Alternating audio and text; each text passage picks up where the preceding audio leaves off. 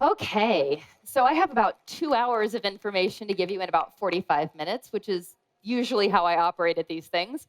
So I'm going to talk to you a little bit about what I'm doing first, what Wedding Boudoir is to me, sort of a little bit about how I price it, how I sell it. I'm going to show you how I set it up, and then we're going to shoot a little bit of it. Cool? Cool.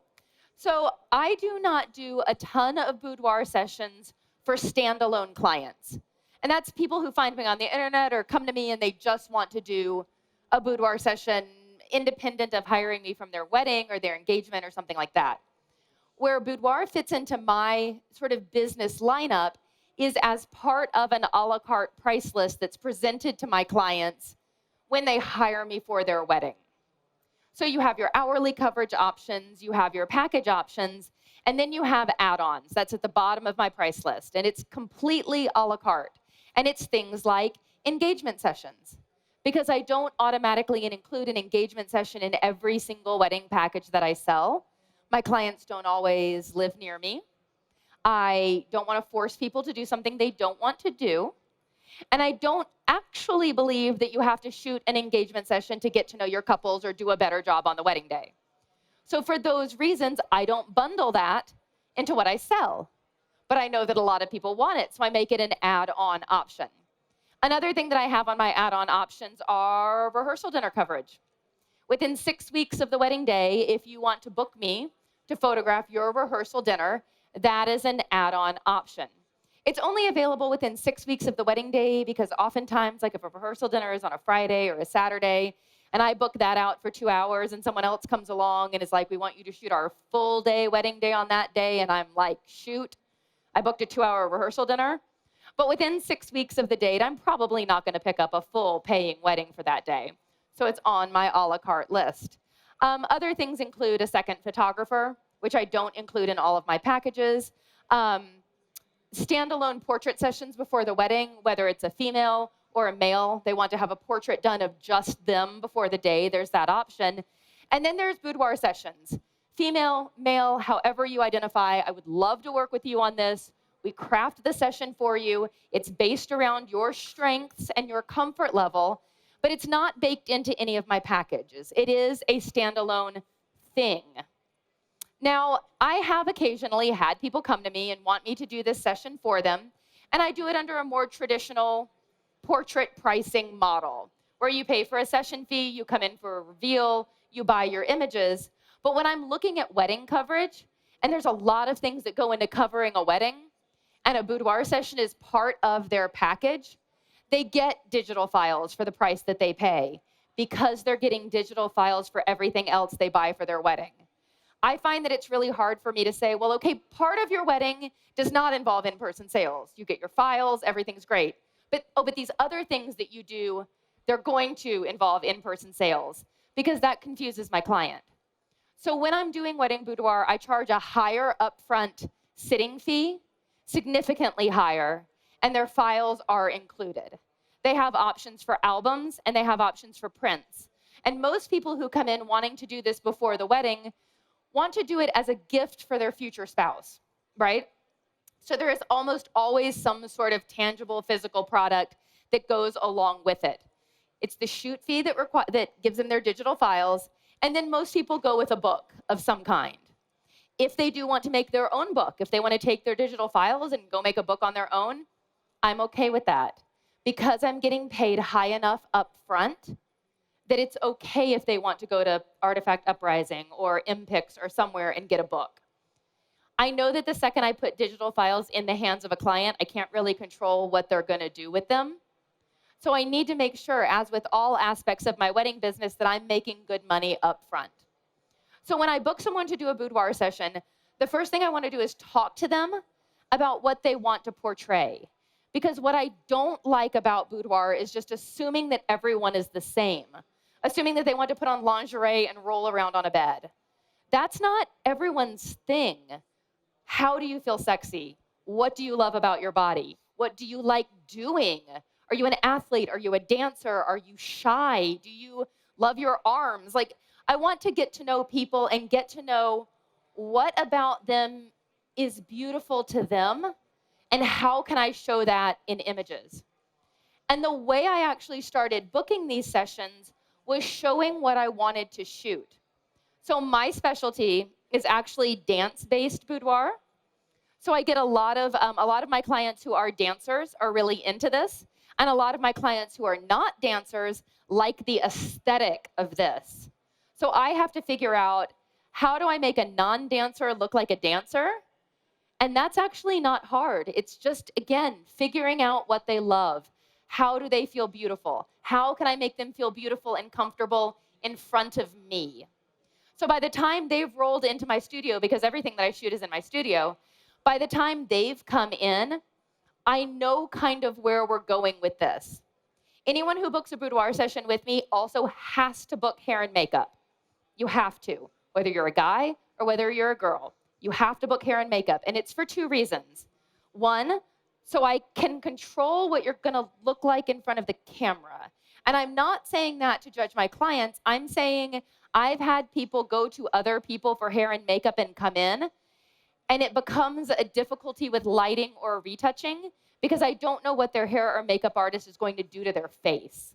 And I've had people come in with super heavy stage makeup, and I had to change the way that I lit it so that it didn't look super heavy. So I recommend my own artists. I have a kind of a team of hair and makeup people that I like to work with, and you have to book one of my people.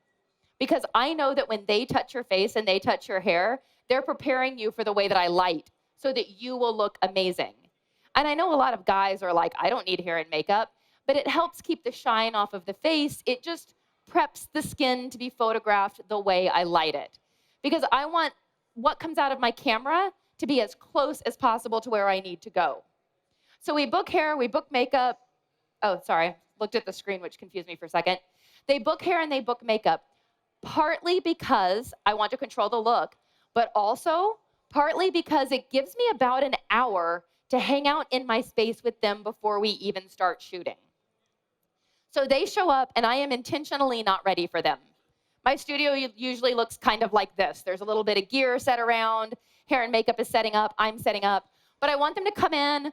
I want to look at the clothes they brought. We're going to talk about it. I'm going to get them set up in the hair and makeup chair, and that's going to take about an hour.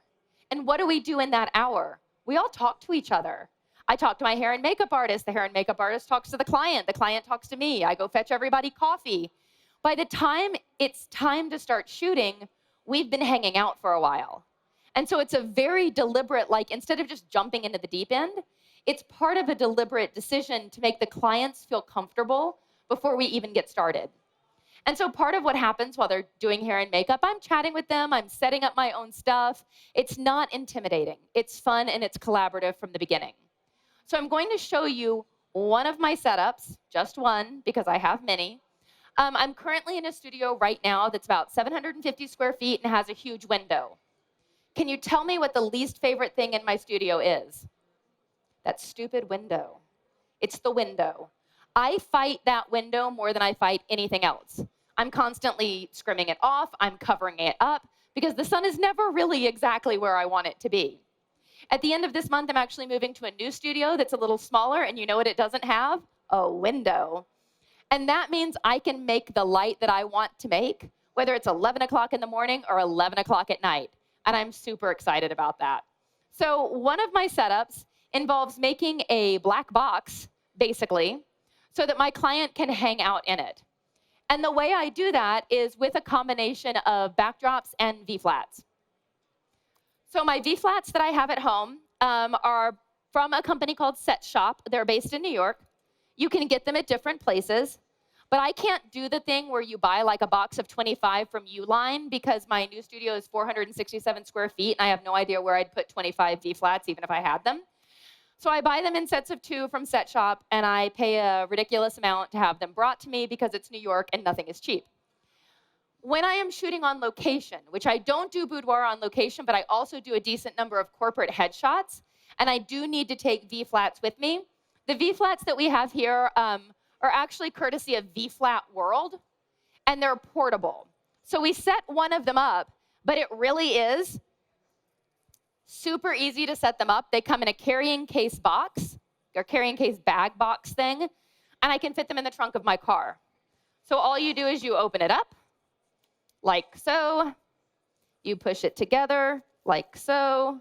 Hang on, let me lay it out. I might need a hand holding it up. But I like to lay it out. And you see how it Velcros together? Can I get a hand on the other end to because I Velcroed them on top of each other. Just pull it out. Yeah, and then put it back. And then we stand it up that way. The end. So basically it folds, and then on one side, it hooks together with Velcro. And I freaking love these things. They are awesome. The reason why I like V-flats is they're white on one side, they're black on the other side. I can use them to bounce light or subtract light, whichever one I want. I can also use them to, hang on. This is why I don't do it that hard.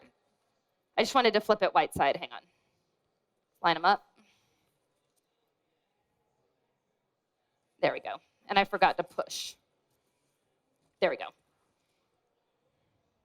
If I've got them turned this way, I can use them to subtract light. If I bend it the other way so it's white on the inside, I can use it to bounce light, or I can actually fire light into it and have it come back. It's super versatile. But what I want to make here, because if I'm shooting boudoir, what do I want to emphasize? I want to emphasize the body shapes of my client. So I'm going to completely take the light away and make my own light. So I'm going to use this black background here, and then I'm basically going to make a box of darkness around the background. So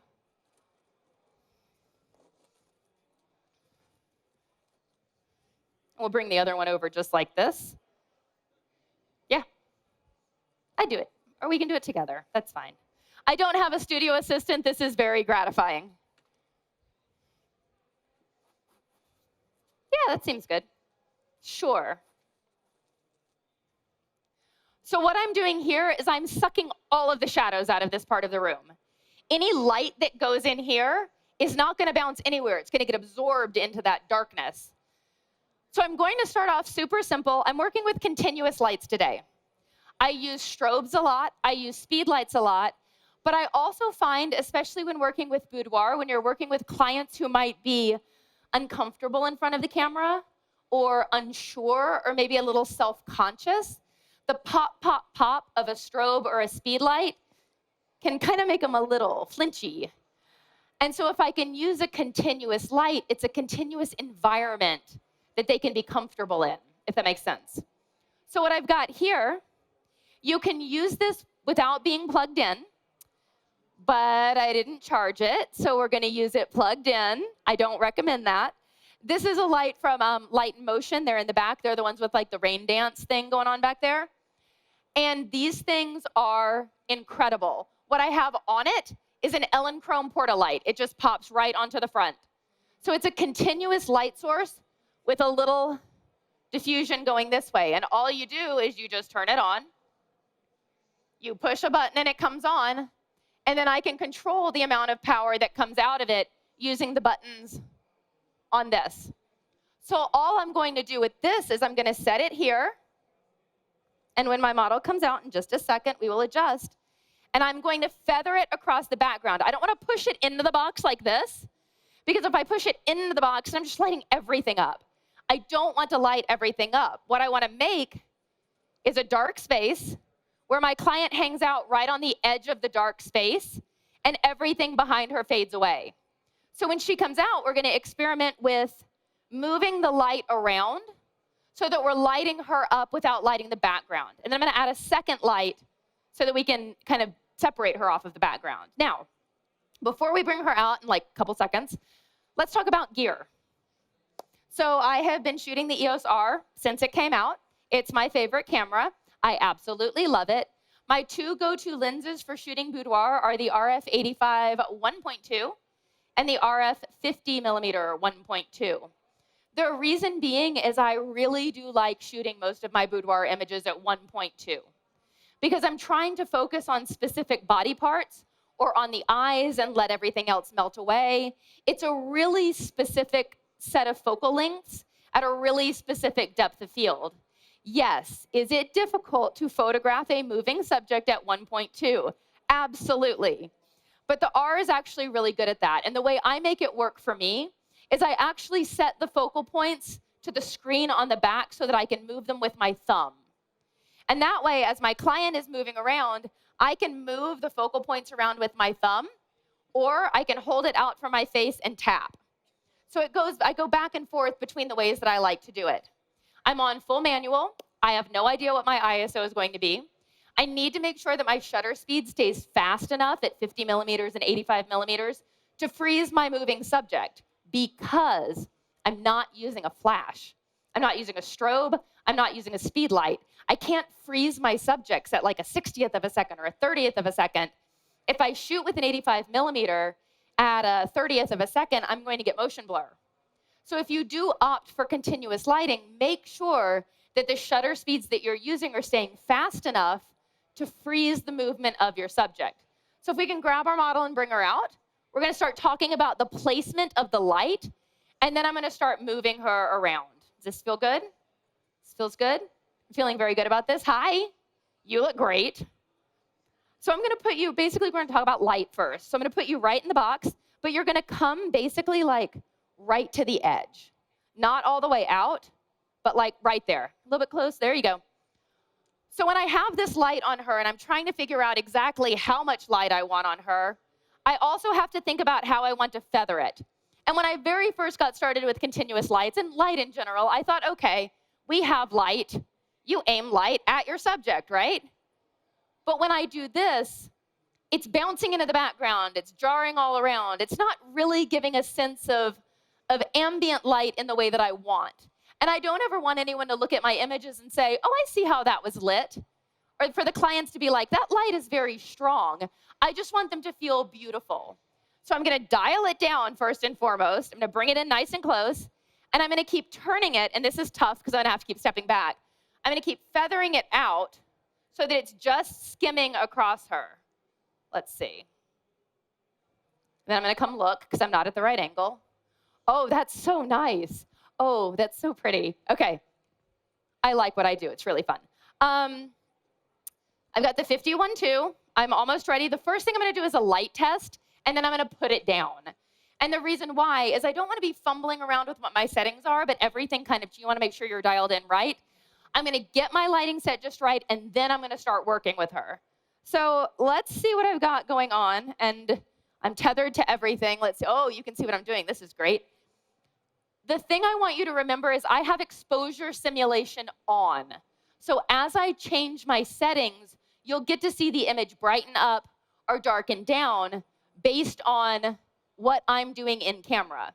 If I'm shooting with a strobe or a speed light, I turn exposure simulation off because it's confusing to me. You're seeing this weird exposure simulation, and then your strobe is popping, and then it looks really different. But if I'm working with continuous light, I do leave it on. So I'm going to look at, oh, this is impossible to do like this. Hang on. How can I just see it myself? Which one, the top or the bottom? Black, black. My specialty is completely screwing up being tethered to things, so it's great. You can just hang out there for just a second. I'm just going to get the settings just right on you. And I'll tell you guys where I'm at. Oh, this is going to be so nice. All right. I think right about there. I take a test, see what it looks like. Pretty sure I love it. Okay. So what I've got, it's a base exposure, and I'm not asking my client to do anything. What I want is exactly this. I want her lit, and I want nothing else. I don't want to separate her from the background. I want her to melt into the background. And it's a very specific, deliberate, artistic choice. So what I'm going to have her do, because she is a dancer, and I hyperventilated, she's got great arms and like it's a beautiful mover and everything. Let's pretend that she's an actual client of mine, and she is a dancer, and she wants these gorgeous pictures for the person she's going to marry, or let's be honest, for herself, because we can do that. That's fine. What I want you to do, because we've had extensive pre-shoot consultations, and I know exactly what she's looking for, bear in mind that your light is coming from here. So everything that you do, it needs to sort of throw in this direction. Your body can go away, but your face needs to come back. So when I'm photographing you, I'm going to be from about here to here. So your feet can kind of do whatever. I won't really see them. Just think about body shapes from here and here. And just a lot of exactly right. I will show my clients what I want them to do. I did ballet for 18 years. I can't do it anymore, but I can move my arms. And if I want them to do something, I need to show them what it is. I can't just say, put an arm over your head and put your other hand up, because what people are going to do is that. They don't know what it means. When you want a dancer-like effect out of arms, if there is anything you can bend, bend it. Every joint in your fingers, your wrists, everything needs to move. And so I will show my clients what I want them to do. This is going to be great for Instagram later. I will literally show them what I want them to do, down to having them mirror me. And if you have clients who have ever taken a dance class, just show them. Just show them what you want. If your clients are actually professional dancers, do not be afraid to show them the back of the camera, because their body is their instrument, and they can divorce themselves from what their face looks like and look at their arms and look at their feet because they're so specific, correct? So basically, what you were doing, yep. Okay. Clients are not all like this, so don't worry if it takes you about 20 minutes to get here. The biggest thing that I can tell you to do when shooting boudoir, when shooting anyone who is in any sort of state of vulnerability, is to just understand how hard it is. I actually go in front of the camera once a year. I don't like it. But part of why I do it is to remember what it's like to be on the other side. So having incredible empathy for the difficulty that the people in front of you are feeling is just going to make you a better photographer, and it's also going to make your clients super comfortable with you. So we're going to let her move. Now, if we were in my studio, we would be playing music so loudly that it would bother my neighbors, but we're not going to do that. And I always let my clients choose the music. I have super pedestrian taste in music. It's not that good. And I want them to hear what they want to hear to put them in whatever mindset they need to be in. So when you are moving, you can keep moving. Think about it as like continuous movement. Don't pay any attention to me. Just go nice and slow from one thing to another. And I'm going to hang out here. Why do I have apple crates right here? What I really want to get for my studio is one of those like nail technician or mechanic stools that's like low to the ground so I can just like skate around on things. Yeah. All right. So I'm going to get where I need to be, and I'm going to unplug because I want to see my actual camera. I'm going to come in nice and close. Yep. And just keep it. Yep. Beautiful. And let's see what we have. I'm going to take a quick peek. Why can you not see the background? Because the quality of light on her face is so bright and so strong that when you get a proper exposure for her face, everything else goes away. When you're looking at it with your bare eye, you can see the background, you can see the lines in the background, but she's lit so strongly and so dramatically. My first exposure was too hot, way too hot. So then I brought it down. And I like to let my clients keep moving. If you are flowing from one pose to another, there's movement in between. And when there's movement in between, you can find these beautiful seconds as she's going from one thing to another. It's especially helpful if you have non-dancers to just tell them to keep going. Like you're going to bring one arm up and then bring the other arm up. And then move your arms this way, and you just tell them to keep going. They're not going to know how to hit a pose, but if they keep doing like this, eventually they're going to hit something, and you can capture those decisive moments, right? So where I'm at setting-wise, I'm at ISO 250. I am at a 400th of a second, so I can freeze her movement if she starts moving, and I'm at 1.2.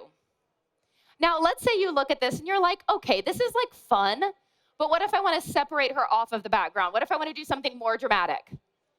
We can do that. When I'm lighting portraits in my studio with a continuous light, I think if this were a theatrical production, what would I want it to look like? So my actual biggest lighting inspiration is Broadway. Okay, so what we're going to do, oh good, I stopped 20 minutes, this is amazing. I'm going to let you come hang out over here for a minute. I'm going to move some stuff around, and I'm going to bring in my second light. We're still going to use the first light, but now let's do another. And you'll notice this one looks a little different than the other one. While it's still technically the same light, this one isn't plugged in because we charged it, and this one has barn doors on it. And the point of the barn doors is to narrow the beam of light, right? So what I'm going to do is I'm going to put a light high and behind her that's going to come down like a theatrical spotlight. So when I'm going to have her sit down, I'll have her sit here. Eventually, not quite yet. I'm going to pull this out a little bit. It's always weird to try to recreate your studio in a not your studio sort of space. All right, so we can pull these out a bit, like so. And I have a bunch of different backgrounds and just a bunch of different things I use.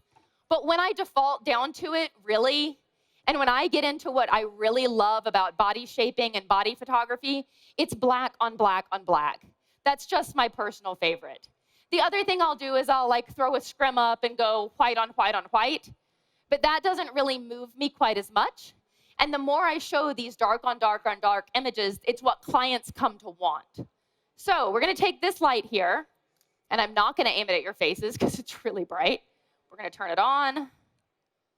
We're going to turn it on. Come on. There we go. And I'm going to dial it way up. So this one is actually a little weaker than that one. This goes up to 8,000 lumens. And at 8,000 lumens, I have 44 minutes of power left on it, and the battery's only about half charged. So these things really do last a very long time. So because I'm going to angle it down on her, I'm going to go ahead and angle it down, and then I'm going to raise it up because she's going to sit down. I'm going to see, can I have you, let me actually put this in here so I don't have to levitate it over your head here. I might throw it above this thing. Let's see what happens. You can have a seat right there. Let's see if I can make this go where I want it to go. I'm just going to disappear behind you guys for a while. The hard part for me with stuff like this is I have to keep moving it and then going and looking at it. Oh, I love that. Okay, well, that's beautiful. So if you think about it, we have one good light from behind her. It's high, it's coming down in her hair. I could work with just that one light.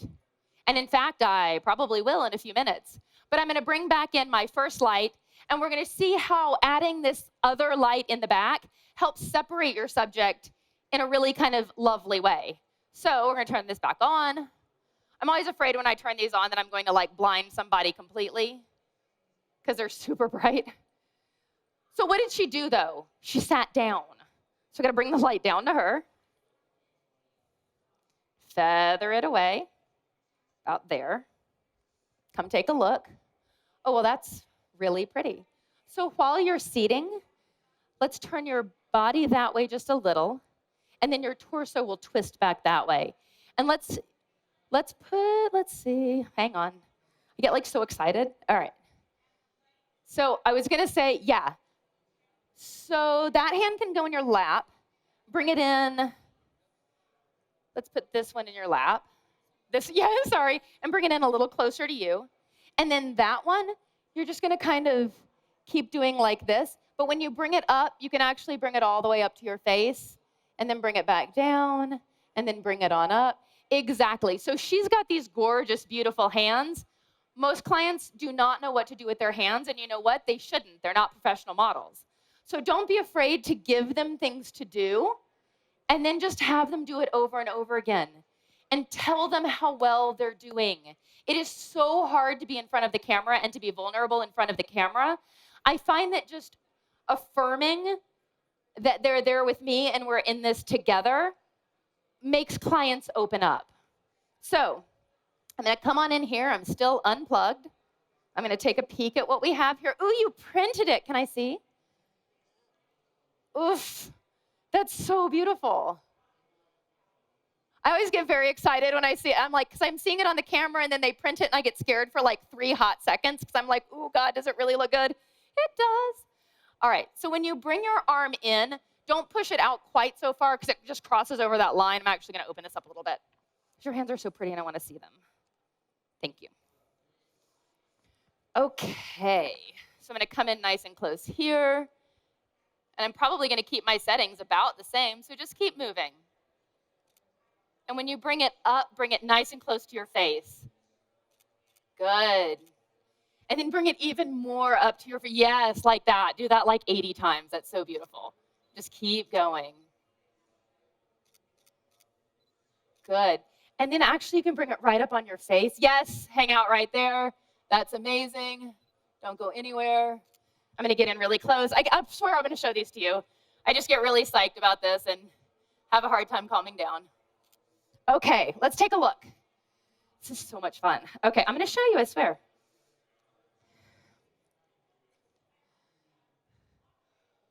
So what happened with this one, you see how you start to see a little flare in the top? You have to be careful with your light. If I want to bring in flare, I'm going to let the light come into my lens. If I don't want the flare to come in, I have a couple of different choices. I could flag it off. I could close the barn door on the bottom. There are multiple different things I could do. But if you do bring in a backlight, allowing it into your image, letting it flare into your image, can be really beautiful and really compelling.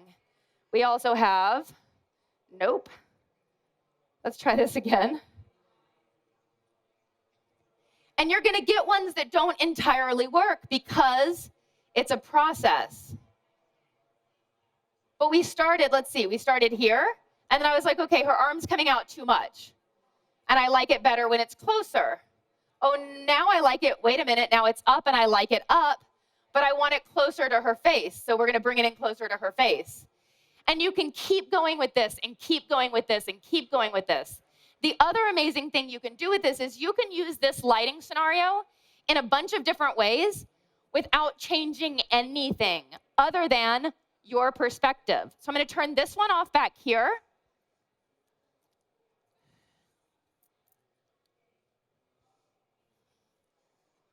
And I'm going to open this up right here. But I'm not going to let it fall on you. If you really want to terrify a client, knock a V-flat over in front of them before they realize that it's basically just fancy cardboard. So where you're seated right there, you're going to turn towards them a little bit more. Yep.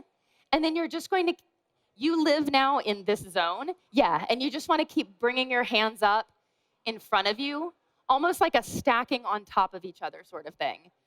So what I'm going to do here, think about this as the sunshine. If you were working with a window and you had the sun, where would you want it to be and what would you want it to look like? So if this were a window, I would want bright sun sort of barely hitting her. So let me take a look at what this looks like because I can't see it from over there. Oh, that looks real nice. Can I take your hands and can they go more this way? Yeah. Bring them down a little lower, right there, and then into your body a little more. So when I'm shooting boudoir, it's not, ooh, look at my body. Ooh, look at my hips. Ooh, look at my legs. It's look at how I inhabit my body, right? And it's more of an overall feeling than like a shoot of body parts, if that makes sense. Clients can come in and be naked. Clients can come in and wear sweaters. It's kind of whatever makes them feel sensual and beautiful and at home in their skin. So the light is still here, remember? I haven't done anything other than just open up that side so I can get in there with her. And I'm going to come in over here. And I'm going to, yep, that's amazing. And I'm going to come at this from this angle, which involves wiggling. And then just look down just a little bit. Beautiful. Actually, I did very bad things with your hands. Your body is amazing, like your positioning of your upper body. Take your, out a little bit more, and then bring the other hand down a little lower. Yep, right there. Good, and you can keep moving your fingers. Yes. There we go. Cool, that was cool. Sorry, I get very excited. The second one might not be in focus because I got wiggly and happy about it. I haven't moved my primary lights. All I've done is moved myself. So now this light that was lighting her face from the front feathered to the side-ish, It's still there, but I changed my perspective to come from another direction. Does that make sense? And you can even go one step further from that. So let's say I turn this off. I almost like aimed this out towards you guys, and I felt like that was a very poor idea. So I'm going to close this back in. You can actually stand up if you want. I feel like putting you on a box is just mean. I'm going to close this back down a little without breaking this or throwing it on you. And then let's bring this one in. Come on. I'm so not careful with things when I'm in my own studio, but when it's like other people's stuff, I'm super careful. So I'm actually going to drop this down and put it behind her.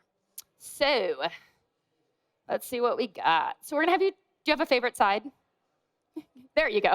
That's fine. So we're going to go that way. And this one's going to take some wiggling because I can't see it, but I still think it's going to be really cool.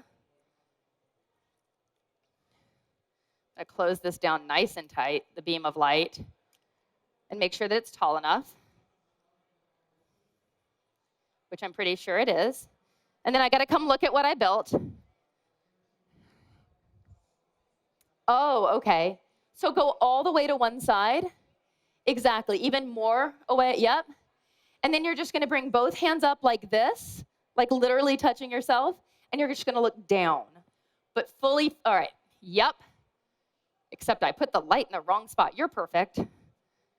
I just could not estimate how tall you were. Okay.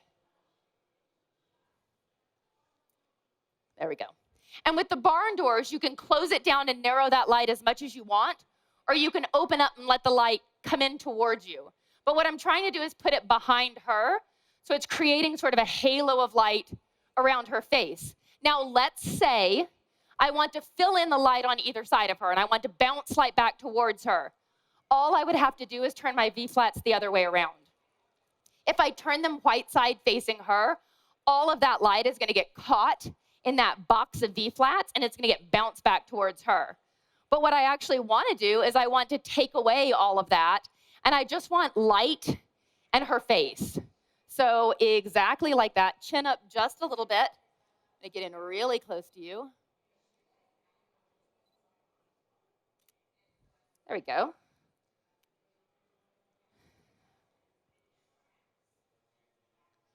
And then she's separated off of the background by just a rim of light. Does that make sense? 2 continuous lights. That's it. 1 modifier for the light. I'm going to turn that off so I don't either burn her or blind you guys. There you go. And we're going to let her be done, so tell her thank you, because she was amazing and like perfect. Thank you so much. So when I'm working in the studio with clients, and it's not just limited to boudoir, because the boudoir I do is very theatrical, because it's very dance-based, yes, it's applicable. But it can be for portraits of clients. It can be for personal branding shoots. It can be for family portraits. I use this sort of lighting setup for a bunch of different things. And all I need is a black background and 2 V-flats, 2 continuous lights, one with barn doors, and the other with a very small, very simple lighting modifier. And I also find that these continuous lights are a great sort of gateway into strobes. Because if I can start using continuous light, and I can move it around however I want it, and I can say, okay, I'm working with continuous light, and I'm really enjoying it, and like, I get this image, and I love it. But I want to start using strobes. Okay, put your strobes where you put your continuous lights. And then it's just figuring out settings. So that's how I started getting good at speed lights. That's how I started getting good at strobes, was taking these continuous lights and moving them around and recreating lighting patterns in a way that I could see in front of my own eyes in real time. That then empowered me to start picking up speed lights and picking up strobes and moving them around. But I do want you to consider, when you are photographing boudoir and you do have clients who might be vulnerable or a little insecure in front of the camera, a continuous light is a great choice because it is warm, because they're constantly in it, because it's not popping in their faces, and it just makes them feel a little bit safer and more comfortable. And then once you establish that environment, all you have to do is work to get your clients comfortable. If I shoot a boudoir session and it is 2 hours long, it's usually about 30 minutes of photography and 90 minutes of me talking and connecting with my subject. And when I leave, I want them to feel like, this was so comfortable. This was so empowering. I loved talking to you. You made me feel beautiful. And that's the way I craft the entire experience. From having them come in, to hair and makeup, to conversation, to setting my studio up in front of them, to helping them figure out what to wear. It's all a process that I then weave the photography into. So I have about 3 more minutes left. I'm going to go ahead and let them break me down for the next person. And if you have any questions at all, just let me get this mic off of my face, and I'll meet y'all over here. Thank you.